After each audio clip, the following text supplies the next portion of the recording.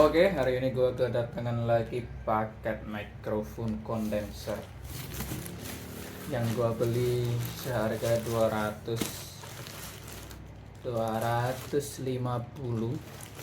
dari Ray Hayes. Ini adalah bukan KW Super ya. Bentuknya itu seperti mic U87 yang harganya 60 juta. Alasan gue beli ini ya, kembali lagi termakan oleh TikTok. Bagaimana kualitasnya? Ini by the way ini adalah mic pertama kalinya yang gue miliki, mic condenser pertama kali yang gue miliki. Jadi bisa dibilang ini gambling.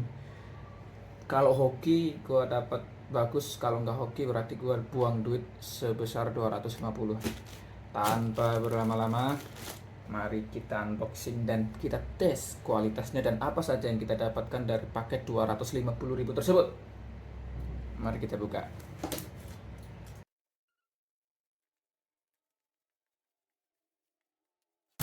Bisa kalian lihat di sini kardusnya udah penyok ya guys ya.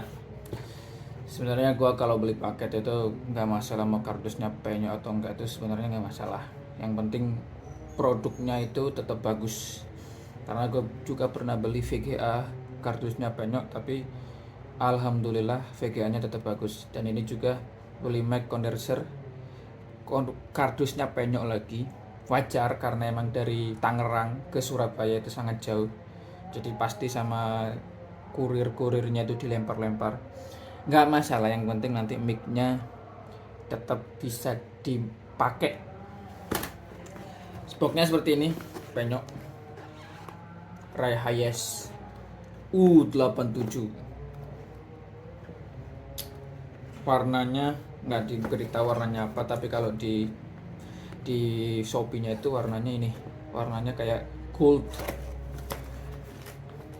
Ya, yang pertama kalian akan mendapatkan kabel XLR ke jack audio. Jadi ini nanti langsung bisa masuk ke PC ya, PC atau HP. Nah ini ke mic-nya. Jadi ini mic-nya bukan pakai USB, tapi pakai XLR seperti mic yang dipakai di masjid atau kondangan itu pakai ini XLR.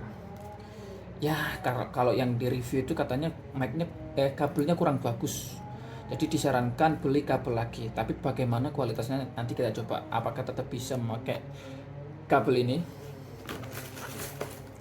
Terus kita mendapatkan ini apa nggak tahu namanya. Ini yang bikin keren tuh ini guys. Alasan kenapa kok ujungnya gua membeli mic Ray Hayes ini itu ini.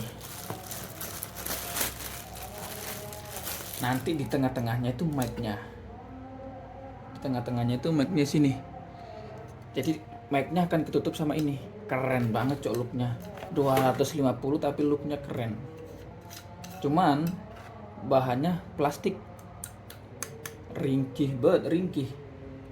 Terus ini nanti berarti yang ditaruh ke tripod atau mic stand. Oh ini dibuat kunci gini, terus ini buat kunci si mic-nya.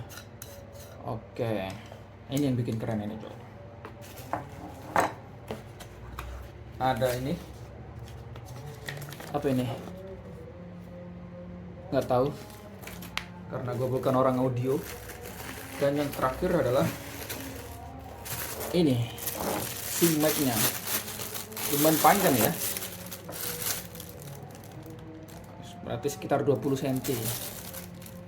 Anjir, berat ini guys. Lumayan. Kalau dari kalian dengar Cok.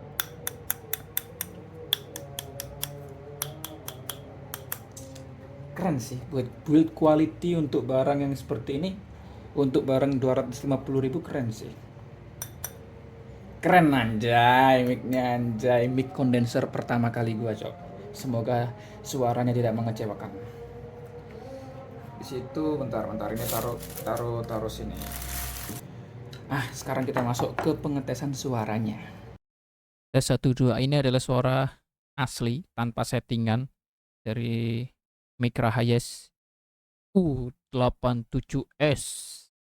Haha, gua tadi udah nyoba. Suaranya sesuai ekspektasi gua. Mantap. Untuk harga yang segitu, kalian mendapatkan kualitas suara yang seperti ini tanpa setting, tanpa perlu sound card. Ini nggak ada sound card, ini langsung dari XLR ke PC. Jadi kelebihannya ya ini suaranya, build quality-nya, terus settingannya udah dari sananya udah bagus menurut gua yang awam, sangat-sangat awam audio.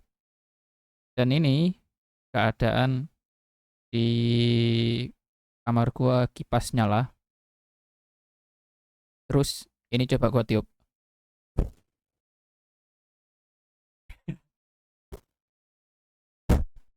Ini kalian tiup tidak ditangkap suaranya, anjay, keren. Tapi beberapa orang mungkin kurang suka mic yang seperti itu ya. Jadi meskipun ditiup kalau bisa ya tetap ditangkap. Ini tanpa settingan, ini pure tanpa settingan, langsung colok, langsung pakai di OBS Studio, tanpa pakai sound card, tanpa pakai software audio yang lainnya, tanpa diedit-edit audionya, ya seperti ini. Suaranya seperti ini. Nanti kita coba bagaimana kalau sudah disetting di OBS-nya. Oke, ini adalah hasil ketika settingannya sudah diterapkan di OBS dan dipakai di mic ini. Jadi suaranya bisa kalian dengarkan sendiri. Sebelum video ini dibuat, gua tadi sudah sempat mendengarkan hasilnya dan menurut gua ini adalah settingan yang cocok untuk suara gua. Jadi settingannya ala-ala voice over atau podcaster, suaranya agak bulat, mendem dan agak ngebas sedikit. Jadi ini menurut gua, ini menurut telinga gua, karena audio itu kembali ke selera pendengar. Nah, menurut telinga awam gua yang awam dengan audio, ini adalah settingan yang pas untuk mic gua. Mungkin nanti gua akan kulik lagi settingannya. Mungkin akan gua spill bagaimana settingan di mic ini. Yang pertama gua pakai kompresor. Di sini kompresornya gua pakai rasio 12:1, thresholdnya -10. Terus attack-nya 2, rilisnya 100, output gain-nya +10, output gain-nya 10. Selanjutnya gain-nya gua tambah menjadi 2. Limiternya gua pakai -3, rilisnya 50 millisecond. Ini di luar ada motor lewat di depan rumah gua, di samping juga ada kipas. Expandernya di sini gua pakai -40. Attack-nya 2, rasionya 2:1-nya. Ini rasionya 2:1, output gain-nya +1. Output gain-nya +1. Nah, yang terakhir ini gua pakai 3 band equalizer, ada high, mid, low. Nah, ini yang menyebabkan suara gua lebih kayak high-nya lebih tinggi daripada bass-nya, daripada low-nya. Nah, ini yang menyebabkan rada-rada seperti voice over. Nah, ini high-nya 4, mid-nya -27, low-nya 0,5. Nah, sekarang kita tes lagi. Ini sudah agak jauhan, sekitar 2 jengkal, tapi suaranya masih bisa di-pick, cuman di bar hijau. Harusnya ini kalau normal itu di standarnya di bar kuning. Nah, berarti nanti harus gua setting lagi bagaimana caranya biar bisa sampai di bar kuning. Ini jarak 1 jengkal. Nah, jarak 1 jengkal bisa ngepick sampai di sini. Nah, baru kalau normalnya seperti ini. Nah, itu ngepicknya sampai kuning. Ini harusnya ini ditingkatkan lagi biar meskipun jarak segini ini bisa sampai minimal sedikit ke merah lah. Ini masih terlalu mendem. Cuman ya nggak apa, nanti dikulik-kulik lagi. Cuman seenggaknya ini gua kasih tahu hasil, kurang lebih hasilnya ketika filter atau settingan di mic OBS sudah diterapkan di mic ini. Jadi kalian bisa nilai sendiri. Sekarang kita akan membahas plus minus dari mic ini. Yang pertama plusnya dulu.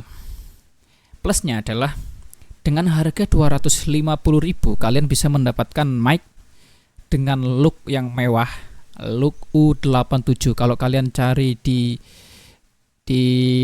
ori-nya U87 ori itu adalah itu harganya 60 juta. 60 juta harga U87 yang ori.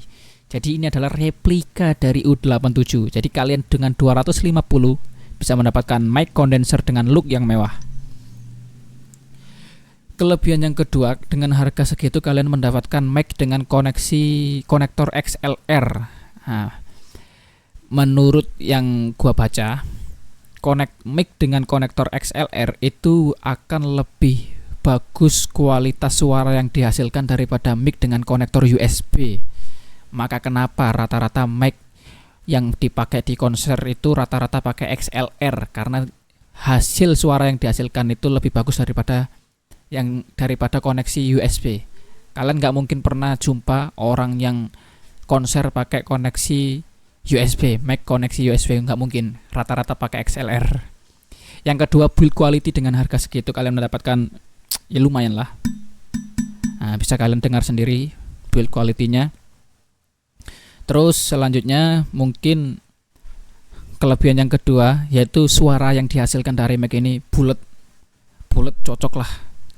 Untuk kalau sekedar live streaming podcast tipis-tipis mungkin cocok, mic ini cocok. Itu beberapa kelebihan yang menurut opini pribadi gua. Selanjutnya kita membahas kekurangannya. Kekurangannya pertama adalah koneksinya cuma satu. Yaitu mic XLR, koneksi XLR. Nggak ada koneksi USB, nggak ada koneksi untuk jack audio. Jadi kalau kalian mau monitoring audio, kalian harus tancepin dulu mic-nya ke komputer, terus kalian juga harus nancepin headset ke komputer, terus masuk ke software untuk monitoring audio. Itu ribetnya. Kekurangan yang kedua adalah kalian tidak ada tombol mute atau tombol-tombol setting di mic-nya. Nah, nggak ada kayak tombol mute, tombol volume, tombol gain, tombol echo, nggak ada. Jadi kalian harus setting manual masuk ke aplikasi seperti OBS atau aplikasi setting audio yang lainnya.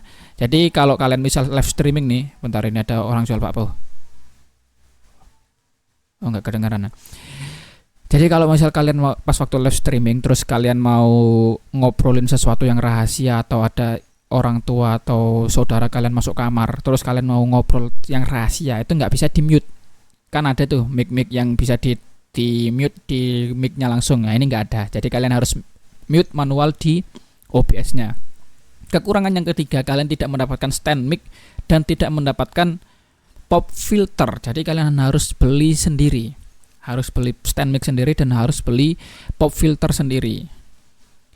Kekurangan yang selanjutnya, kabel yang diberikan itu jelek. Ya, sesuai dengan harga lah. Jadi 250.000 itu lebih difokuskan untuk memaksimalkan si performa dari mic-nya. Jadi kabelnya kalau bisa, kalau kalian ada dana lebih, kalian beli kabel sendiri biar hasil dari suaranya itu lebih maksimal. Karena perkabelan juga mempengaruhi hasil dari audio video. Oke. Tapi overall, meskipun kekurangan seperti itu, kalau diingat-ingat lagi budgetnya cuma 250, ini adalah terbaik menurut gua karena ini adalah mic kondensor pertama gua, dan gua belum pernah pakai mic kondensor yang lainnya, jadi gua belum bisa membanding-bandingkan. At least kalau kalian mau check out atau mau beli mic ini, kalian bisa tahu hasilnya bagaimana dari video gua. Terima kasih telah menonton video ini, semoga bermanfaat bagi kalian, dan jangan lupa untuk klik tombol like dan subscribe biar kalian tidak ketinggalan video-video dari channel ini. Bye bye.